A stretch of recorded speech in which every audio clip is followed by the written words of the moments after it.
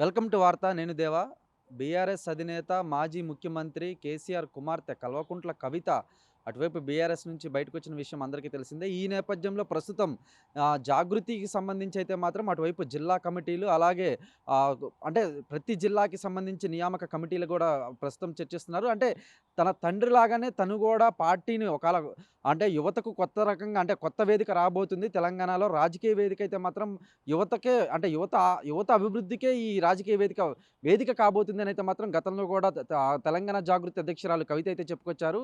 ఒకాళ కొత్త రాజకీయ పార్టీ వస్తే తన తండ్రిలాగానే తను కూడా విజయం సాధిస్తుందా? పార్టీ ద్వారానే అధికారంలోకి రాబోతుందా? అంటే గతంలో కూడా ప్రెస్ మీట్‌లో మనం చూసుకున్నట్లయితే ఒక 10 సంవత్సరాల తర్వాత తను సీఎం గూడా అవుతాను. అప్పుడు వారందరి పని చెప్తానని చెప్పింది. అదే విధంగా అంటే లాస్ట్ సారిగా మండలిలో గూడా మనం చూసుకున్నట్లయితే తీవ్ర భావోద్వేగానికి గురైంది. కంటతడి పెట్టుకుంటూ ఏం పీకి కట్టలు కట్టారని ఇటువైపు రాష్ట్రాన్నే ఎలగబెట్టలేదు. దేశానికి అంటే భారత రాష్ట్ర సమితిగా పేరు మార్చి ఏం సాధించారనైతే మాత్రం తన సొంత అంటే తన తండ్రి, తన అన్న ఉన్నటువంటి పార్టీ పైనే తీవ్ర ఆరోపణలు చేసింది. ప్రస్తుతం ఇదే విషయంపై మనతో పాటు మాట్లాడటానికి బీఆర్ఎస్ సీనియర్ నాయకురాలు సుమిత్రానంద్ గారు ఉన్నారు. చెప్పండి మేడం. తన తండ్రి లాగానే తను గూడా సొంత పార్టీ పెట్టబోతుంది అని ఇప్పటికే వార్తలొచ్చినియి. తను గూడా చెప్పుకొచ్చింది. ఒకవేళ ఆ సొంత పార్టీ పెడితే ప్రజాదరణ పొందుతుందా? తన మాట నమ్మి తనకు ఓటేసే రోజులున్నాయంటారా? హ్మ్.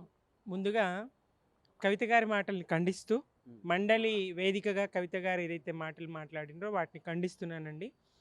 ఆహ్, కేసీఆర్ గారు ఏ లక్ష్యంతో, ఏ ఉద్దేశ్యంతో తెలంగాణ రాష్ట్రాన్ రాష్ట్ర సాధన కోసం కేసీఆర్ గారు పార్టీ ఒకటి పెట్టారు అనంటే తెలంగాణ రాష్ట్ర సాధన కోసం.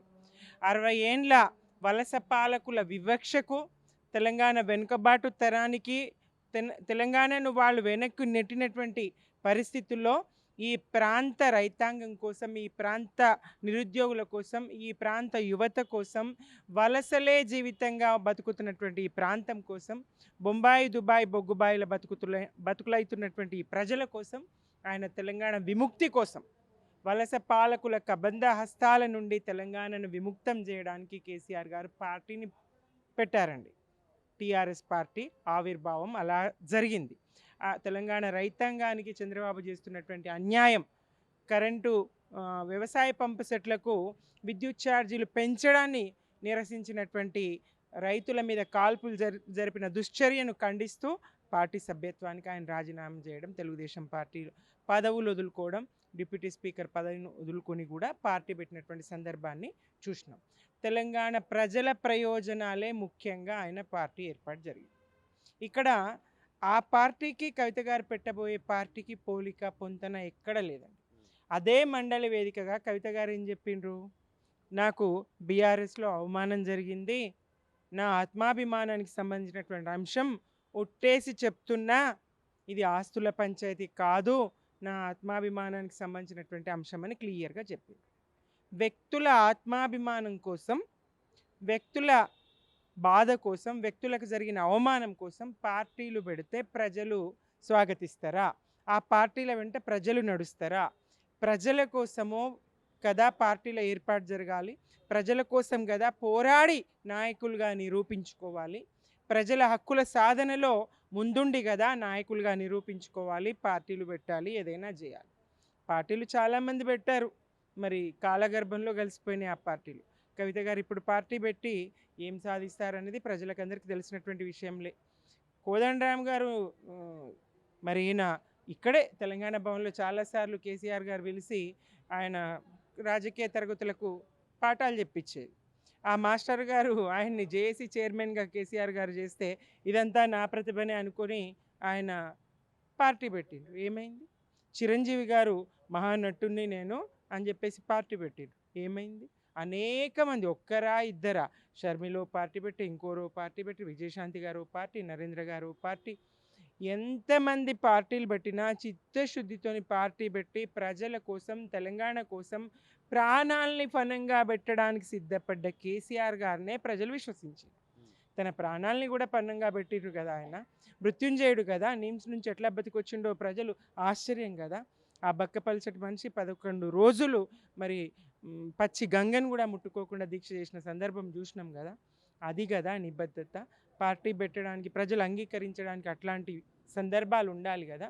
ఇవాళ మీరు ప్రజల పక్షమై మాట్లాడకుండా కాంగ్రెస్ ప్రజల్ని మోసగించి వంచించి అనేక హామీలు ఇచ్చి మాయమాటలు చెప్పి ఇవాళ అధికారంలోకి వచ్చి ప్రజలకు ఇచ్చినటువంటి హామీలను కాంగ్రెస్ తుంగలో దొక్కుతున్నటువంటి సందర్భంలో కేసీఆర్ గారి సంక్షేమ పథకాలని తుంగలో దొక్కుతున్న రేవంత్ సర్కార్ను ఇవాళ ప్రశ్నిస్తే, ప్రజల పక్షమై మీరు పోరాడితే, మీరు జాగృతి జనం బాటలో ప్రజల హక్కుల కోసం, ప్రజలకు ఇచ్చినటువంటి కాంగ్రెస్ ఇచ్చినటువంటి హామీల నెరవేర్చడం కోసం మీరు పోరాడితే ప్రజలు మీ వెనుక నడుస్తారు. మేము అద్దన్నా అవునన్నా కాదన్నా మీరు ప్రజలకు నాయకత్వం ఇస్తే ప్రజలు మీ నాయకత్వాన్ని అంగీకరిస్తారు. మీరు మీకోసం మీ నాయకత్వం అంటున్నారు, మీకోసం మీ ఆత్మాభిమానం కోసం మీరు పార్టీ అంటున్నారు, మీ దుఃఖము మీ అవమానము దానికోసం పార్టీ అంటున్నారు. దాన్ని స్వీకరించారు కదా ప్రజలు. పైగా మీరు జనంలోకి వెళ్ళి బీఆర్ఎస్ మీదనే దుమ్మెత్తి పోస్తున్నారు, బీఆర్ఎస్నే టార్గెట్ చేస్తూ ఉన్నారు. ప్రజలు అర్థం చేసుకోరా?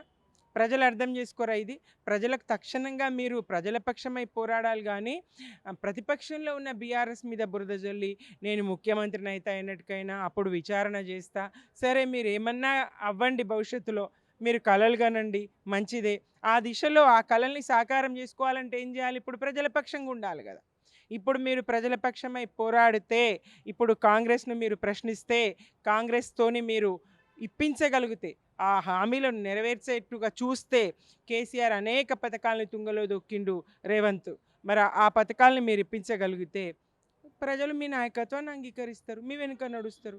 అది లేకుండా బీఆర్ఎస్ మీద దుమ్మెత్తి పోస్తా, బీఆర్ఎస్ను బద్నాం చేస్తా, బట్టగాల్చి మీదేస్తా, బీఆర్ఎస్ నాయకత్వాల మీద మసిబూస్తా వాళ్లకు అని అంటే ప్రజలు మాత్రం అంగీకరించారు. అంటే 10 సంవత్సరాలు తనున్న పార్టీ, తన తండ్రి తన అన్న ఉన్న పార్టీనే అంటే ఇప్పుడు ప్రస్తుతం తెలంగాణలో కాంగ్రెస్ పార్టీ అధికారంలో ఉంది. అంటే ప్రశ్నిస్తే కాంగ్రెస్ పార్టీని ప్రశ్నించాలి కానీ తనున్న పార్టీనే ప్రశ్నించి తనున్న పార్టీనే టార్గెట్ చేసుకోవటం వెనక ఏంటంటారు అంతర్గ్రహం?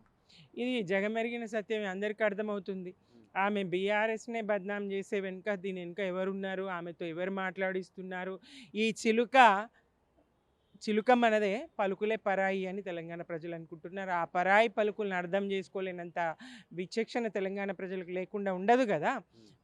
చాలా విచక్షణతో ప్రజలు ఉన్నారు, జ్ఞానం ఉంది ప్రజలకు, ఆలోచిస్తారు, ఎవరి మాటల వెనుక మర్మం ఏంటో తెలుసుకోగలరు. కవిత గారి మాటల వెనుక మర్మం ఏంటి, ఆ మాటలు ఎవరు ఆడిస్తున్నారు, ఎవరు పలికిస్తున్నారు ఆమెతో తెలంగాణ ప్రజలకు అర్థమవుతూ ఉన్నది.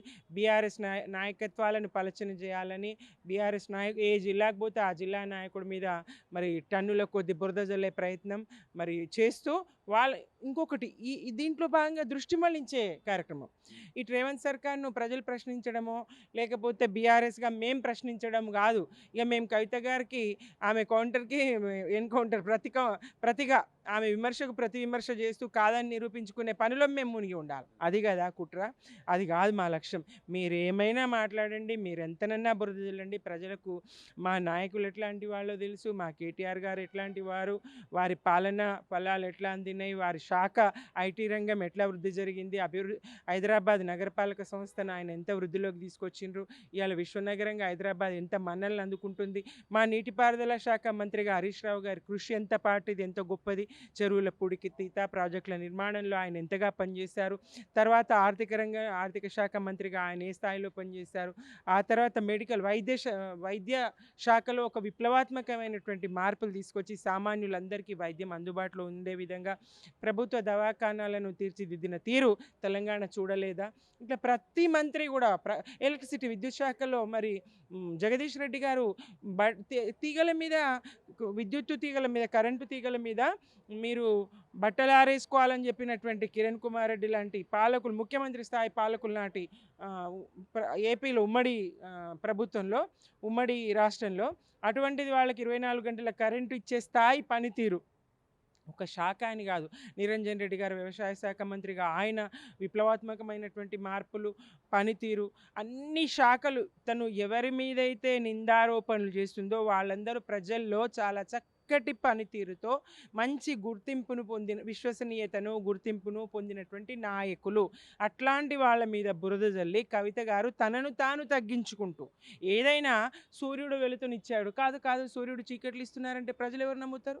కేసీఆర్ గారి పాలన సూర్యుడి కాంతి లాంటిది. తెలంగాణ మీద అంత కాంతిని ప్రసరింపజేసింది, వెలుగుల్లో రాష్ట్రాన్ని ఉంచింది. చీకట్లో మగ్గించిండ్రు అని అంటే ప్రజలు నమ్మరు కదా. ప్రజలు గుడ్డివాళ్ళు కాదు కదా మీరు చెప్తే అంత తేలికగా నమ్మడానికి. మీకు గ్రహణం పట్టబోతుంది, కేసీఆర్ గారిని విడిచినటువంటి మీకు గ్రహణం పట్టబోతున్నది కవిత గారు. తెలంగాణ యావత్తు కేసీఆర్ గారి పాలనను పోగొట్టుకున్నామనేటువంటి బాధలో ఉన్న సందర్భంలో మీరు కేసీఆర్ గారి మీద దుర్భాషలాడడం, ఆయన పాలనను ఆయన పనితీరును తక్కువ చేసి మాట్లాడడం, ఏ ఎంపీకి కట్టలు కట్టిండ్రు అనేటువంటి మాటను మాట్లాడడం యావత్తు తెలంగాణ ముక్తకంఠంతో ఖండించే మాట అండి. తప్పకుండా ప్రజలకు కేసీఆర్ గారి మీద మరింత గౌరవము, మీ మాటతో కేసీఆర్ గారి మీద మరింత గౌరవం మరింత ప్రేమాభిమానాలు పెరిగినాయి తప్ప తగ్గలేవు. అయ్యో సొంత బిడ్డతో ఇట్లా మాటలు పడుతున్నాడే, ఈమె వెనుక ఎవరున్నారు, ఎందుకు ఈమె ఇట్లా మాట్లాడుతున్నదని తెలంగాణ ప్రజలు అయ్యో కేసీఆర్ అని చెప్పేసి అనుకునే పరిస్థితి తప్ప ఆయనను తక్కువ చేసిన పరిస్థితి, తక్కువగా చూసిన పరిస్థితి అయితే కవిత మాటల వల్ల కలుగాయండి. 10 ఏళ్ల బీఆర్ఎస్ పాలనలో పరిష్కారం కాని సమస్యలు కేవలం తన జనంబాట జాగృతి కార్యక్రమంలోనే పరిష్కారం అవుతున్నాయని మాత్రం కవిత చెప్పుకొస్తుంది. సంతోషమే కదా, మీరు ప్రజా సమస్యల పరిష్కారం చేయించగలిగితే అంతకన్నా సంతోషం ఏముంది? మేము కోరుకునేది కూడా అదే కదా. ఈ 2 సంవత్సరాల సరే 10 ఏళ్లలో కాలేవేంటో ఈ 2 సంవత్సరాల మరి ఇప్పుడు ఈ రేవంత్ రెడ్డి పాలనలోనన్నా పరిష్కారం జరగాలని కదా. కొత్త రాష్ట్రము, కేంద్ర సహకారం లేదు, నిధుల కొరత, కరోనా లాంటి కష్టకాలము, నోట్ల రద్దు, అనేక సమస్యలను అధిగమించి ఈ స్థాయి గుర్తింపు రాష్ట్రానికి, ఈ స్థాయి అభివృద్ధి ప్రగతి కేసీఆర్ గారు సాధించగలిగినారు. మీరు ఎక్కడైనా మిగిలిపోతే సమస్యలు నిరంతరం, అభివృద్ధి అనేది నిరంతర ప్రక్రియ అండి. ఒక్కప్పటికి అది ముగిసిపోదు. స్వతంత్రం వచ్చి 75 సంవత్సరాలు 80 సంవత్సరాల దగ్గరకు వస్తున్నా మరి వాళ్ళ ఇంకా సమస్య ఉంటాయి. ప్రజల అవసరాలు నిరంతరంగా ఉంటాయి. జనాభా పెరుగుతుంది, అవసరాలు పెరుగుతాయి. తప్పకుండా కొత్త జిల్లాలు ఏర్పాటు చేసుకున్నాం, భవనాలు నిర్మించుకున్నాం, జిల్లా కలెక్టరేట్లు, మెడికల్ కాలేజీలు, మండలాల కార్యాలయాలు, అనేక రెవెన్యూ డివిజనల్ కార్యాలయాలు, అనేక నిర్మాణాలు జరిగినాయి. ప్రతి పల్లెకు రోడ్లు అయినాయి, ప్రతి ఇంటికి మంచినీరు. ఇంకా ప్రజల అవసరాలు నిరంతరం పెరుగుతూనే ఉంటాయి. అభివృద్ధి అనేది నిరంతర ప్రక్రియ. ఎక్కడన్నా మీకు చేయించగలిగితే అంతకన్నా మీరు నాయకులుగా మీరు గెలిచినట్టే. రేవంత్ రెడ్డి గారి పాలనలో ప్రజలకు అందని పథకాలు కేసీఆర్ గారు 1,30,00,000 చీరలు బతుకమ్మలకు ఇచ్చింది. ప్రతి బతుకమ్మ పండుగ, ప్రతి రంజాన్కు తోఫా ఇచ్చింది, ప్రతి క్రిస్టమస్కు క్రైస్తవ సోదరులందరికీ సోదరిమణులందరికీ గిఫ్ట్లు ఇచ్చిండ్రు. ఈయన అన్నీ మానేసిండ్రు. ఇప్పించండి. మహిళలకు, డ్వాక్రా మహిళలకు చీరలు ఇస్తా అని 2 చీరలు ఇస్తా అని 1 చీర దిక్కులేదు. మరి 60 లక్షల మందే వాళ్ళు, 60 లక్షల మందికి కూడా ఇవ్వలేని స్థితిలో రేవంత్ సర్కార్ ఉన్నది. అంటే ఇప్పుడు కవిత చెప్పేది ఏంటంటే చాలా సందర్భాల్లో పార్టీ నుంచి నేను బయటికి ఎందుకు వచ్చాను అంటే పార్టీలో ఉన్నటువంటి తన మీద అంటే గతంలో చూసుకున్నట్లయితే తీన్మార్ మల్లన్న, ఎమ్మెల్సీ తీన్మార్ మల్లన్న కంచం పొత్త మంచం పొత్త అనే పదం వాడినప్పుడు పార్టీ నుంచి అయినా సరే తన కుటుంబ సభ్యులు, తన తండ్రి అయితేనేమి తన అన్నగారు అయితేనేమి ఎవరు కూడా స్పందించలేదు. కేవలం దాని మూలంగానే తన ఆత్మవిశ్వాసం దెబ్బతిందని, అందుకే పార్టీ నుంచి బయటకు వచ్చానని తన తండ్రి వచ్చి అడిగినా కూడా పార్టీలోకి వెళ్ళే పరిస్థితి అయితే మాత్రం రాబోయే రోజుల్లో కూడా ఉండబోదని చెప్తుంది. ఇప్పుడు ఒకటే ఉదాహరణ చెప్తానండి. మనం అట్లా బజార్లో వెళ్తున్నప్పుడు ఒక కుక్క మన మీద దాడి చేస్తూ ఉంది. పక్కనున్న వాళ్ళు ఎవరో రాయేయాలి కానీ ఇంట్లో ఉన్న తండ్రి వచ్చి రాయేయరు, ఇంట్లో ఉన్న అన్న వచ్చి రాయేయరు. పక్కనున్న వాళ్ళు ఎవరో ఆ క్షణంలో ఆ కుక్క బారి నుండి కాపాడాలి, ఆ కుక్క మీద ఒక రాయేయాలి. ఇక్కడ జరిగింది అదే కదా. మేమందరం కూడా తీన్మార్ మల్లన్న, చింతపండు నవీన్ను, ఆయన చర్యల్ని ఖండించినాం. మేము కవిత గారి పక్షాన మాట్లాడినాం. ఇది సరి కాదని చెప్పేసి మేము స్పష్టంగా ఆయనకు వార్నింగ్, మరోసారి ఇట్లాంటి పునరావృతం కావద్దని వార్నింగ్ కూడా ఇచ్చినాం. ఇక తండ్రి గారే మాట్లాడలేరు అనడం అయితే, చింతపండు మల్లన్నకు కేసీఆర్ గారు సమాధానం చెప్పన్నా? మనం ఎదుర్కోలేదా? కవితగా తాను ఎదుర్కోలేరా? పార్టీ తన వెనుక లేదా? ఇది సరిపోదా? మరి మనం పోరాడదాం. మనం సమఉజ్జీలు కాని వారితో కేసీఆర్ గారిని జగడానికి పిలవడం, యుద్ధానికి పిలవడం సమంజసం కాదు. కయ్యానికైనా, వియ్యానికైనా సమవుజ్జి అంటారు గదా! కేసీఆర్ గారి శక్తిని తెలంగాణ సాధించినంతటి గొప్ప శక్తి 10 ఏండ్ల పాలనలో దేశమే ఇటు తలదిప్పి చూసే విధంగా ప్రపంచ స్థాయిలోనే ఒక ప్రత్యేకమైనటువంటి గుర్తింపు తెచ్చే విధంగా రాష్ట్రాన్ని పాలించినటువంటి మహానేత ఆయన. ఆయనను ప్రతి చిన్నదానికి దగ్గితే, తుమ్మితే పిలిచి నూరా నూరా అంటే సమంజసం కాదు గదా! ఫైనల్‌గా మండలిలో వ్యక్తిగా వెళ్తున్నా, శక్తిగా తిరిగి వస్తా అని చెప్పి వెళ్ళిన కవితకు మీరేం చెప్తారు? సంతోషమే. శక్తిగా తాను తిరిగి రాగలిగితే, ప్రజల పక్షాన పోరాడగలిగితే, మాట్లాడగలిగితే, నాయకురాలిగా ఎదగగలిగితే, నాయకత్వం వహించగలిగితే, ప్రజలతోనే ఉండగలిగితే, ప్రజల అవసరాల కోసమే, ప్రజల కష్టాల కోసమే ప్రజలతో ఉండగలిగితే, పాలక పక్షాన్ని ప్రశ్నించగలిగితే, రేవంత్ సర్కార్‌ని ప్రశ్నించగలిగితే, హామీలు నెరవేర్చేలాగా చూడగలిగితే శక్తిగా ఎదగొచ్చు. విశేషం ఏమీ లేదు. గొప్పేమీ లేదు. నాయకులు అనేవాళ్ళు ఎవరు ఆకాశం నుంచి ఊడిపడరు. ప్రజల్లోంచే ప్రజల పక్షాన మాట్లాడేవాళ్ళు, ప్రజల కోసం గొంతెత్తేవాళ్ళు, ప్రజల కోసం త్యాగాలకు సిద్ధపడేవాళ్ళు నాయకులవుతారండి. కేసీఆర్ గారు అట్లనే గదా! సుదీర్ఘకాలం ఆయన రాజకీయాల్లో కొనసాగుతున్నారు. ఓటమెరుగని నేత గదా కేసీఆర్ గారు. ఆయన సుదీర్ఘకాలం ఆయన జీవితకాలం రాజకీయాల్లో కొనసాగడానికి, తెలంగాణ రాష్ట్రం సాధించడానికి, అభివృద్ధి పథంలో తెలంగాణ నిలబెట్టడానికి అట్లాంటి కృషే గదా కారణమైంది. ఆయన కడుపున పుట్టిన బిడ్డగా ఆ లక్షణాల్ని పుణికిపుచ్చుకోండి. ప్రాంతేతరులతో పోరాడండి. ప్రాంతానికి తెలంగాణకు ద్రోహం చేస్తున్నటువంటి ద్రోహులతో పోరాడండి. తెలంగాణకు మేలు చేసే విధంగా మాట్లాడండి. అప్పుడు తప్పకుండా ప్రజలు మిమ్మల్ని గుర్తిస్తారు. రైట్. చూశారు కదా! ప్రజల నేతగా ప్రజల సమస్యలు తెలుసుకొని, ప్రజల సమస్యలపై పోరాడి తను ఒక శక్తిగా తిరిగి వస్తే తమకు అభ్యంతరం ఏమీ లేదనైతే మాత్రం బీఆర్ఎస్ సీనియర్ నాయకురాలు సుమిత్రానంద్ చెప్పుకొచ్చారు. కానీ దండరాస్తో దేవా వార్త హైదరాబాద్.